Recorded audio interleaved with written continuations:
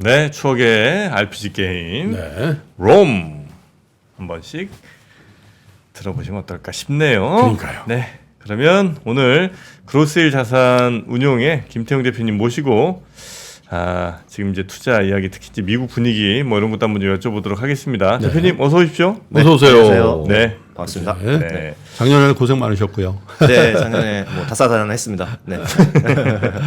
그렇습니까? 올해 첫 출연이신데. 네. 네. 올해 뭐 투자자들한테 꼭 좀 전하고 싶은 말씀이 좀 있으시다고요? 네. 제가 오늘 뭐 나온 게 경제 전망도 좀 말씀드리지만 요새 또 투자 관련한 사기 사칭 뭐 이런 것들이 좀 다시 올라오더라고요. 너무 많죠. 네. 그래서 네. 그 보면은 이제 유명한 사람들 저희 뭐 출연진들 많으시잖아요. 뭐 김영희 박사님이나 뭐 박세익 전무나 이런 유명한 사람들 얼굴을 사칭을 해가지고 카톡방을 만들어가지고 거기서 투자 유치를 하는 그러한 그 투자 사기들이 종종 있다고 이제 얘기 들어가지고 하나 이제 말씀드리고 싶은 거는 자산운용사나 이런 회사들은 절대로 이 카톡방이나 이런 걸 통해 가지고 종목 추천을 하거나 유인을 하거나 이러지 않습니다. 네, 그건 네, 이제 네. 자본시장법 위반이거든요. 그렇기 때문에 그런 걸 혹시라도 그런 쪽에서 광고에 노출이 되셨다 그러면은 대부분 얼굴만 사칭이고 가짜라고 봐주시면 될 것 같고요. 요새 또 이제 이게 고단수가 돼가지고 국내에서 투자를 뭐 유인하지 않고 미국 시장으로 계좌를 미국에 투자를 하라고 하면서 주가 조작을 하는 사례들도 있다고 합니다. 그래서 아무래도 그런 쪽을 다시 한번 홈페이지 들어가서 확인하시면은 아실 겁니다. 예. 말도 안 되는 거거든. 카카오라든지 페이스북이나 이런 데 공공연하게 그렇게 만천하에 다 알리는 사기를 해도 안 잡아가는 나라가 어디가 있어 이게. 예. 아니 그렇잖아. 그렇게 사기라고 계속 얘기했는데 그 치명적인 사기꾼들을 잡아가지도 않고 그냥 방치하니 나 진짜. 그 사기에 너무 관대. 예. 저희도 경찰에 고소고발 다 해놓은 상태인데요. 그 저같이 안 유명한 사람도 이런 게 있다고 보면은 굉장히 만연해 있다고 보입니다. 그래서 조심하시는 방법밖에 저는 없습니다. 100건이 넘어요. 예. 100건이. 근데 그 개 중에는 믿는다니까. 그러니까요. 예. 견눈이라면서 저 사람 어떻게 저렇게 됐지 이렇게 생각하는 사람들이 있어. 많죠. 네. 잘 봐야 돼요. 예, 하여튼 아무리 근데 조심하라고 말씀드려도 또 피해가 생기기 때문에. 아니 그게 소비자들한테 조심하라고 그럴 일이 아니라 잡아가야지 빨리 사치가는 사람들은. 네, 하여튼 그거 주의하시라는 말씀. 특히 네. 자산운용사는 절대 그런 걸 할 수도 없고 하지도 않는다는 말씀을 맞습니다. 다시 한번 좀 드리고요. 자, 그러면 우리 대표님의 올해 주식 투자에 대한 전망들, 판단들, 어떤 변수들을 좀 중요하게 보시는지 그런 것부터 한번 여쭤볼까요? 네. 예. 본론으로 들어가겠습니다. 예. 올해 24년 시작됐는데 올해는 좀 온도 변화가 큰 해라고 저는 생각합니다. 그래서 한 뭐 2장 슬라이드에 이제 다 정리가 되긴 하지만은 첫 번째는 이제 우리가 키워드들이 있잖아요. 그래서 작년이나 이제 뭐 사실은 연준의 긴축이 시작된 이후로 계속 봤던 것들이 계속 물가 서프라이즈 나오면 어떡하지? 뭐 이런 걱정을 계속 했었고 그다음에 미국의 정책금리 인상이 생각보다 더 길어졌던 것도 있고 계속 될까봐 작년 12월까지도 걱정을 했었지 않습니까? 그렇지만은 작년 7월에 종료가 된 걸로 결국은 이제 뒤늦게 알 수 있었던 거잖아요. 그런데 이제 올해부터는 좀 봐야 될 주요 지표가 저는 좀 변한다고 생각해요. 그래서 올해는 이제 매크로가 더 중요해지는 이런 상황인데 특히 지금 올해 많이 얘기가 나올 것 같은 거는 고용. 그래가지고 실업률이 올라왔느냐 안 올라왔느냐 이런 부분들이 증시에 그 전보다는 훨씬 더 여파가 클 거고요. GDP 성장률이 뭐 예상보다 많이 하회하면은 이거 문제가 될 거고요. 그리고 이제 이런 거를 대변하는 게 이제 명목금리보다는 실질금리 이런 쪽들도 올해 주목해야 될 뭐 2-3가지 지표로 제가 말씀을 드리고요. 그리고 이제 지금 사이클 자체가 크게 바뀌잖아요. 그래서 1년 반 동안은 이제 금리를 올리고 그다음에 시장의 유동성을 빨아들이는 이러한 긴축 사이클에서 이제 올해 뭐 적어도 이제 2분기부터 또는 이제 하반기까지는 금융 완화 사이클이 될 거다. 그래서 키워드도 바뀌고 여기에 따라서 주가 움직임도 영향을 많이 받을 거다. 이렇게 이제 좀 먼저 정리를 드리겠습니다. 네. 자, 그러면 이제 올해는 일단 작년에 이제 미국 증시는 많이 좀 오른 편이잖아요. 네네. 뭐 우리 증시도 작년에 전체적으로 좀 올랐죠. 그럼요, 올랐죠. 네, 꽤 올랐죠. 근데 이제 양극화가 돼서 그렇지, 뭐 차별화가 돼서 그렇지 지수는 올랐죠. 이제 올해는 작년 수준은 안 되겠죠. 예, 저도 좀 그렇게 생각합니다. 그런데 요 한국이 한 17% 정도 올랐던 기억이고요. 그 다음에 미국의 S&P 500이 한 24% 정도 올랐던 걸로 보고 있습니다. 그래서 올해는 이제 미국 기준으로 먼저 쭉 말씀을 드리고 이제 한국이 그 영향권에 있으니까요. 그래서 미국으로 보면은 저는 뭐 예측이지만요. 그 작년만큼 오르기는 좀 어려울 것 같고 오히려 이제 10에서 15% 정도 사이에 상승이 있지 않을까라고 생각하는데요. 이러면 이제 나쁜 건 아닙니다. 왜냐면은 미국의 40년 동안 연평균 상승률이 하락장 포함해 가지고 한 10% 정도 되거든요. 네. 그러니까 이제 그거보다는 좀 나쁘지 않은 정도의 보통 정상적인 상승장이라고 이제 생각을 하고 있는데요. 그 근거를 좀 말씀드리면은 이제 아주 간략하게 요약한 거예요, 사실은. 그래서 이제 이렇게 그 차트 그림을 보시면은 사실 강세장, 굉장히 강세장 뭐 20% 이상 오르는 장세장이 올라 그러면은 이 세 가지 주요 핵심 요소들이 다 신호등에 파란불이 들어와야 됩니다. 세 가지. 예. 뭐예요? 그러니까 이제 그 연준이나 미국의 정부의 정책이죠. 네. 그래서 뭐 예를 들면 금리 인상이라든지 QT 이런 것들이고요. 그 다음에 이제 가계 쪽을 차지하는 이제 성장 쪽입니다. 그래서 GDP 성장과 같은 경기 펀더멘탈인 거죠. 그리고 세 번째 주체인 기업. 그래서 기업 이익이 올라가거나 시장의 예상치를 상회하거나 뭐 네. 두 가지 중에 한 가지라도 이제 맞아야 됩니다. 그래서 정책과 성장과 기업 이 세 가지인데 이게 세 개다가 파란불이 들어오는 때는 굉장히 강세장이 나타납니다. 그래서 굉장히 불마켓 또는 신고가 행진 뭐 이런 상황인데 지금은 이제 어느 정도 상황이냐 하면은 작년을 같은 기준으로 보시면은 23년은 반등장이라고 저희는 보여요. 그래서 이제 일단은 정책적으로는 유동성을 흡수하는 긴축 사이클이라서 주식시장에는 안 좋았죠. 그런데 반면에 GDP 같은 경우는 작년 연초에는 뭐 1% 정도 예상을 했다가 결국은 한 2% 중반 정도 이상으로 끝날 것 같습니다. 아직 발표가 안 됐죠. 그래서 GDP가 생각보다 상당히 좋았고요.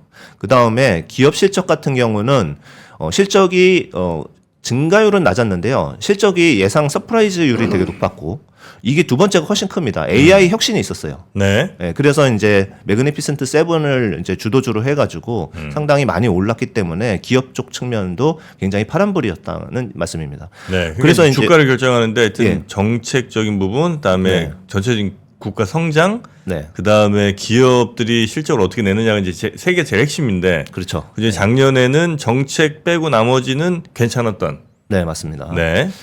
이제 올해가 중요하죠. 그래서 올해는 제가 이제 여기 칸이 모자라서 그냥 상승장이라고 쓰긴 했지만 네. 완만한 상승장 정도로 생각을 하고 있습니다.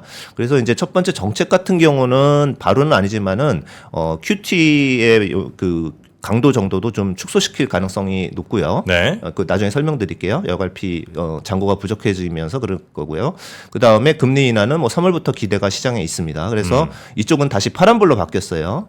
그리고 반면에 성장 같은 경우는 GDP 같은 경우는 이따 차트 보여드리겠지만은 그러니까 작년에 2.5였으면 올해는 한 1% 정도로 좀 많이 둔화가 되는 이런 상황이고요. 그래서 이제 약간 안 좋은 상황으로는 바뀌었습니다. 그리고 네. 마지막으로 기업 같은 경우는 올해 S&P 500의 기업 이익이 한 10% 정도 증가하는 걸로 팩셋에서는 보고 있습니다. 그래서 증가는 하는데 기대치는 약간 화해할 가능성은 좀 있다. 이래서 저는 그냥 세모표를 해놨는데 이건 지켜봐야겠죠. 네. 그래서 이제 전체적으로 보면은 올해 미국 기준으로 시장은 완만한 상승장 그런 정도로 보고 있고요. 한국은 마지막에 이제 데이터가 좀 말씀드리는데 이제 한국도 미국보다 작년에는 나빴잖아요. 상승률 네. 측면에서 올해는 그렇게 나쁘진 않을 것 같습니다. 예. 근데 작년은 네. 세 개 중에 두 개가 좋았어요. 네. 하나는 좀 안 좋았고요. 네. 근데 이제 반등했죠. 예. 근데 올해는 작년보다 1.5개 정도라는 거 아니에요? 그렇죠. 작년이 네. 두 개 좋았다면 네. 올해 이제 1.5개 정도니까 작년보다 좀 안 좋아진 거잖아요. 네. 그런데 거기다가 작년은 낮은 지수에서 시작했으니까 네. 올라갈 좀 룸이 있었는데 네. 지금은 이제 작년에 올랐으니까 작년보다 더 올라가기 힘들 거 아닙니까? 네. 그러면 작년보다 조건도 안 좋아지고 지수는 오히려 높은 데서 시작하면 작년보다 좀 떨어져야 되는 거 아니냐? 떨어지는 거 아니냐? 요거 송곳이죠. 아, 송곳. 네, 송곳. 한번 찔러봅니다. 이런 식으로 바뀌었어요. 송곳으로. 네. 아니 근데 되게 좋으신 말씀인데 네. 저랑 똑같은 생각을 말씀하신 거라. 아, 그래요? 그러니까 제가 결론이 네. 그거잖아요. 올해 주가 그러니까 작년에는 S&P가 24% 올랐는데 네. 올해는 10에서 15%밖에 못 오를 것 같다라는 말씀을 드린 거죠. 그건 이제 네. 연말 지수가 아니라 고점 지수죠. 고점. 잘은 모르겠어요. 그냥 그런데 이제 그 노멀라이즈 된다고 저는 생각하고 있어요. 아니, 성장은. 그러니까 예, 예. 10에서 15% 오른다는 게 예. 작년 연말 지수에서 예. 2024년도에 고점이 그 정도 될 것이다. 아니면 예, 2024년 연말쯤에 고점이 그렇게 보셔도 될 것 같습니다. 예. 예. 근데 뭐 중간에 이제 연간에 한번 뭐 이슈 있을 때 예를 들어 금리를 생각보다 빨리 내려가 이럴 때 이제 한번 세게 찍을 수도 있죠 위로. 그렇지만은 한 15% 정도 오르는 게 예, 고점 기준일 것 같습니다. 예. 그렇습니까? 그래서 이제 말씀하신 것처럼 저희도 올해는 그렇게 세게 못 봐요. 그러니까 그게 이제 아까 말씀하신 작년에 2점, 올해는 1.5점 이 말씀이시죠. 예. 자, 하여튼 뭐 작년보다 약한 그래도 완만한 상승 정도는 좀 기대하고 계시는. 네, 맞습니다. 그런 앞으로는 그 정도 강도라면 작년에 오른 거 대비해서 올해는 빠져야 되는 거 아니냐 하락이다. 이런 얘기고. 네. 네. 예. 빠지지는 않을 것 같습니다. 아, 그렇습니까? 예, 지금 금융 정책 자체가 완화되는 부분이 좀 이 부분도 영향이 크거든요 시장에는. 네. 네. 네, 자, 일단 뭐 그런 조건들이 이제 올해 예상되는 부분이신 것 같고요. 그리고 경기는 확실히 이제 둔화가 뭐 명약 관화한 겁니까? 예, 그렇습니다. 그래서 지금 사실은 이제 인플레이션이 굉장히 높았던 것 때문에 네. 정책이 계속 긴축 위주로 갔던 것도 네. 일단 과열된 소비라든지 이 경기를 죽이려고 했던 부분이 있거든요. 그런데 지금 의도한 대로 돼가고 있는 거예요. 크게 경기 침체를 발생시키지 않으면서 완화를 시키고 있는 건데요. 지금 차트 GDP 차트의 예상치 추이를 한번 봐주시면은 여기 떴네요. 네. 23년 같은 경우는 낮게 예측해서 시작했지만은 결국은 굉장히 높게 해서 거의 2.4% 이상까지 끝날 것 같아요.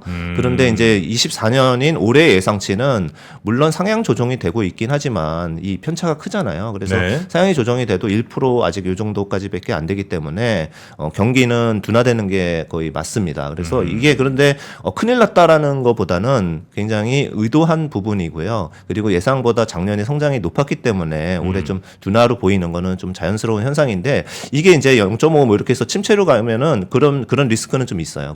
그렇습니다. 네.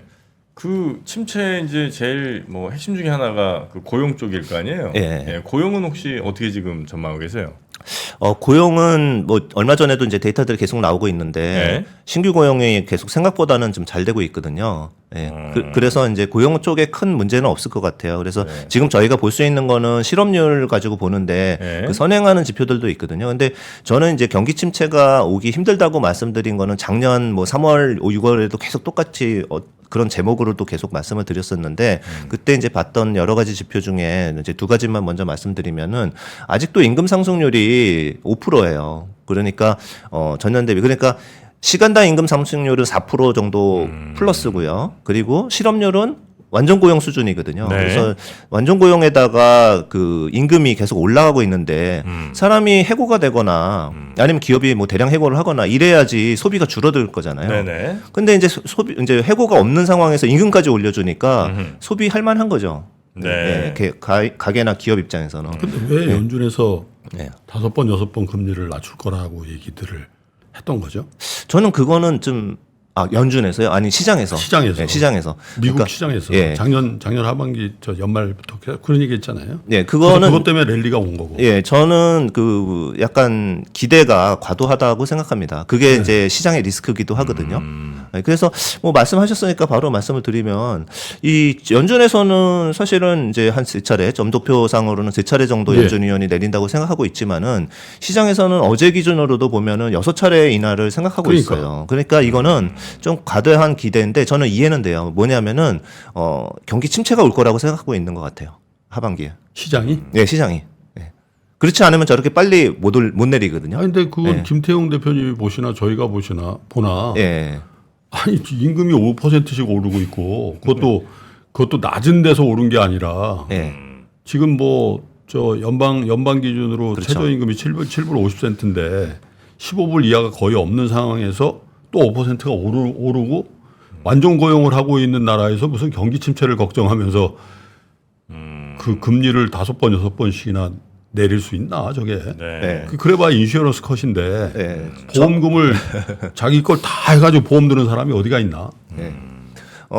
지금 저는 그런 것 같아요. 그러니까 이게 조금 이제 대중의 심리를 알아야 되는데 네. 그래서 저는 군중이라고도 얘기할 수 있는데 무리잖아요. 무리가 움직이고 다니는 네. 부분인데 솔직히 정확하게 보면은 저렇게 내리면은 경기 침체가 올 때는 저렇게 빨리 내려요. 네. 과거에도 40년 동안에 내릴 때 빨리 내리긴 하죠. 예, 40년 동안에 경기 침체가 왔을 때는 급격하게 내렸어요. 예, 짧은 기간에. 그런데 그렇지 않은 절반 정도는 경기 침체가 안 왔거든요. 내릴 네. 때도. 예, 그때는 완만하게 내렸어요. 그러니까 지금 그러니까 미국의 대중들이 모르고 있는 것 같아요. 이게 경기 침체 오면 빨리 내리고 이런 것까지 개념까지는 잘 모르는 것 같고 일단은 이제 기대가 내리기 시작하면은 시중금리 빨리 따라갈 거다. 이제 이렇게 보는 것 같습니다. 예, 네, 이게 사실은 약간 리스크이긴 하죠. 자산시중은 역대 최고가 치고 있고. 네네네.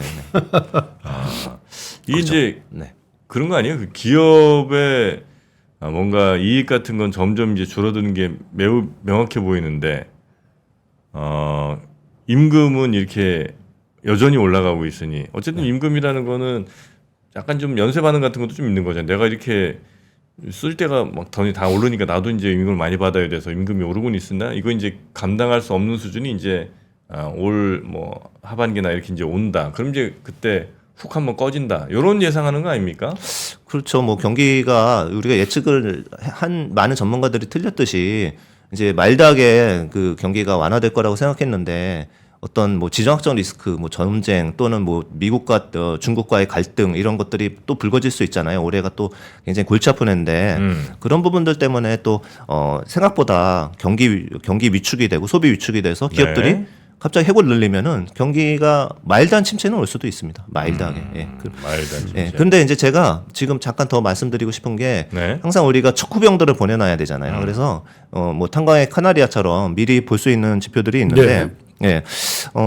지금 일단은 기준을 이렇게 잡을게요. 제가 차트에 보여드린 건 뭐냐면은 지난 50년 동안에 봤을 때 경기 침체가 7번 들어갔었고 이 중에 실업률이 얼마 정도를 초과했을 때 경기 침체에 처음 진입했는지를 말씀을 드리면은 여기에요. 그러니까 제일 보수적인 관점으로 보면은 4.5 정도 들어갔을 때 2001년에 경기 침체가 바로 들어갔습니다. 그런데 지금 3.7이라고 말씀드렸고요.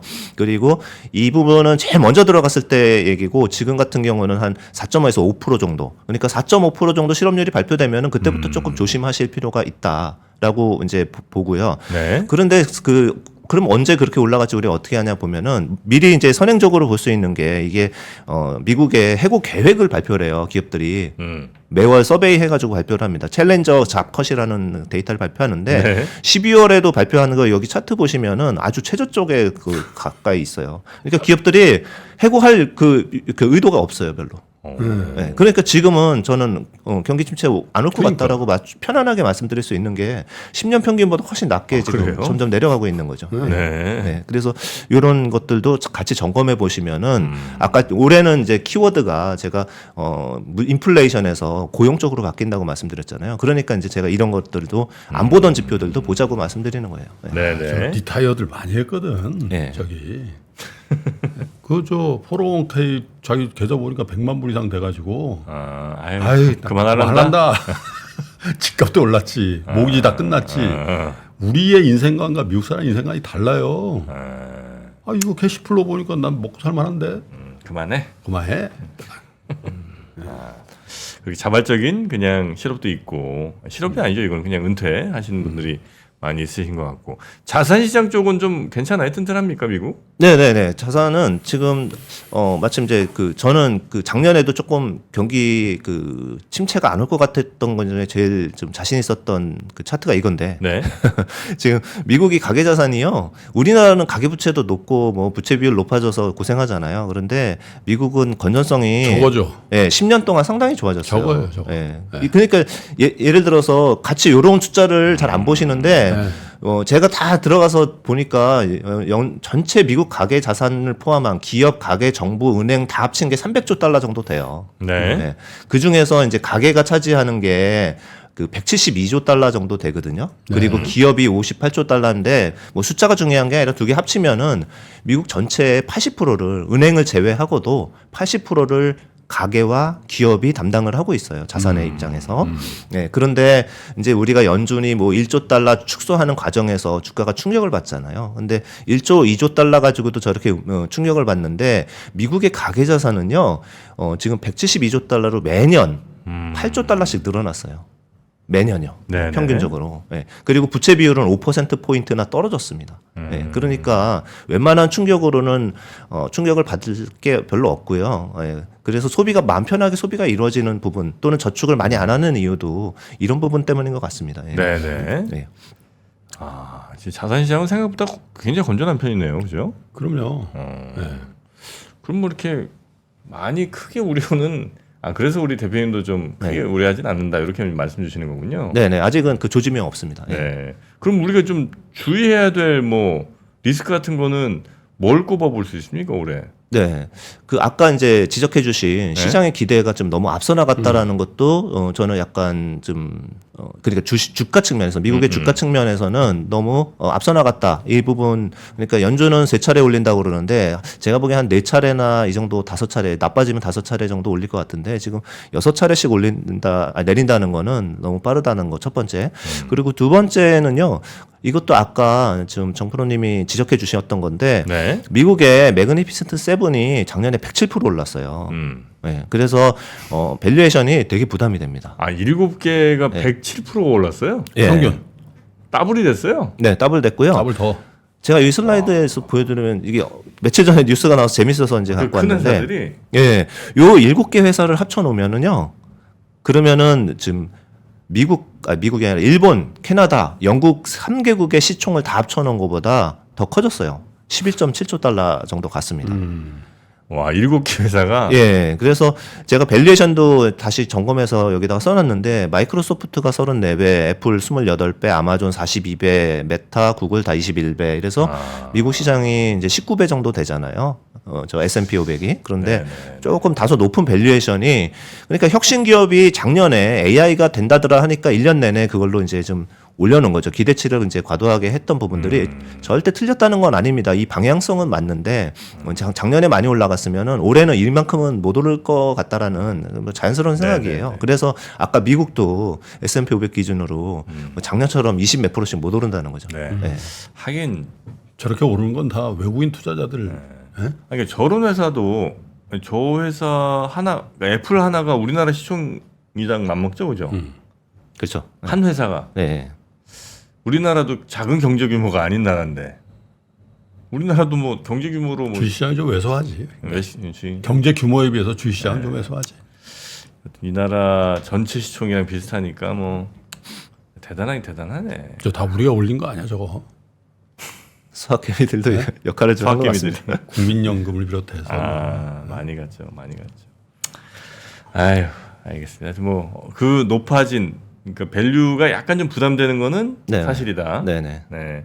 그럼 내년에 만약에 미국 주식 하시는 분들은 이 매그 세븐 말고 좀 다른 데로 가야 되겠군요. 만약에 하신다면. 네, 그게 이제 뭐 새로운 단어가 나올 것 같아요. 뭐 매그니피센트는 아니지만 무슨 뭐 탑 30 뭐 이래가지고 이제 옛날에 니프티 피프티인 것처럼 네, 밑으로 좀 흘러내려올 것 같습니다. 네, 네, 네, 그만한 네, 기업들도 보이고요. 자 미국이냐 한국이냐 어디를 보고 계세요? 두 개 중에 고르라면. 저는 이제 올해는 한국이 불리하지 않다 이렇게 좀 보고 있습니다. 올해는 네. 한국이 불리하지 않다. 예, 유리하다고는 얘기 안 하시네. 한국 그러니까 미국만큼은 올라갈 것 같다. 예, 이렇게. 이렇게만큼은 예. 더 좋다는 얘기는 안 해. 그게 제가 이제 뭐 예측이 가능해서 그런 건 아니고요. 자신이 없는 부분이 뭐냐면은 그 달러 강세가 꺾여야 돼요. 그래서 이머징 마켓에 이제 돈이 들어오려고 그러면은 뭐 중국 포함해서 중국도 좋아져야지 우리나라도 좀 좋고요. 그리고 이제 이런 부분인데 사실 중국이 아직은 잘 모르겠어요. 자신이 없고 그다음에 달러 강세 꺾이는 거는 뭐 추세일 것 같습니다. 왜냐하면은 미국이 금리를 높여놔서 매력적인 자산으로 자기네를 만들어놨는데 이제 금리를 낮추는 사이클, 특히 하반기에 가면은 미국이 이제 달러 강세를 유지할 만큼의 높은 금리를 주진 않잖아요. 예, 그런 부분들 때문에 이머징 마켓으로 눈을 돌릴 것 같고 그런 네. 부분은 이제 하반기가 될 것 같습니다. 저는 우리나라가 좋을 것 같아요. 예. 그리고 이제 한국이 좀 좋을 것 같은 부분을 네. 저는 이제 이 정도면 사실 미국을 이제 좋게 보니까 이제 이 정도면 되게 좋게 보는 편인데 그 하나만 더 말씀드리면 차트 보시면은 첫 번째는 이 한국은 이게 지금 한국 수출하고 미국의 S&P 500의 변화율이거든요. 네. 주가 변화율. 네, 그런데 어떤 게 어떤 건지 모르시겠죠. 네. 네, 똑같이 움직여요. 네. 아. 한국의 수출이 그만큼 중요하다는 얘기거든요. 아. 네. 그런데 이제 한국의 수출이 돌아선 게 지금 3개월째 이제 돌아서기 시작했거든요. 네네. 네, 그래서 한국의 수출은 반도체 가격이 올라가면 좀 한 괜찮으니까. 1년간 쭉 가는 경향이 있기 때문에 네네. 예, 괜찮을 것 같습니다. 한국 수출 좋아지면 S&P를 사야 되는구나. 아니 우리 주식도 뭐 괜찮으시죠? 네. 알겠습니다. 자, 오늘은 우리 그로스힐 자산운용의 김태형 대표님과 함께했고요. 네. 다음 기회에 또 뵙겠습니다. 고맙습니다. 네, 감사합니다. 감사합니다. 네.